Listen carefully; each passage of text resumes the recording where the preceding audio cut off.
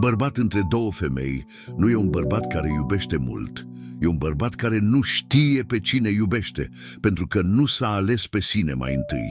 Și da, poți trăi așa o vreme, poți minți, poți crea povești, poți promite, poți ascunde, dar sufletul știe și într-o zi totul se rupe. Uneori pleacă prima, alteori pleacă a doua, uneori pleacă amândouă, dar cel mai des te pierzi tu, pentru că doi oameni nu umplu ceea ce nu ai în interior.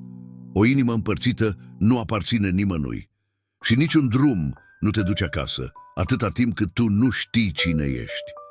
Ține minte asta, nu ai două inimi, doar una, și dacă o împarți, o frângi.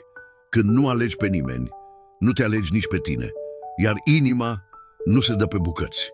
Ori o dai întreagă, ori nu o dai deloc. Abonează-te, mai sunt multe adevăruri despre care nu se spune.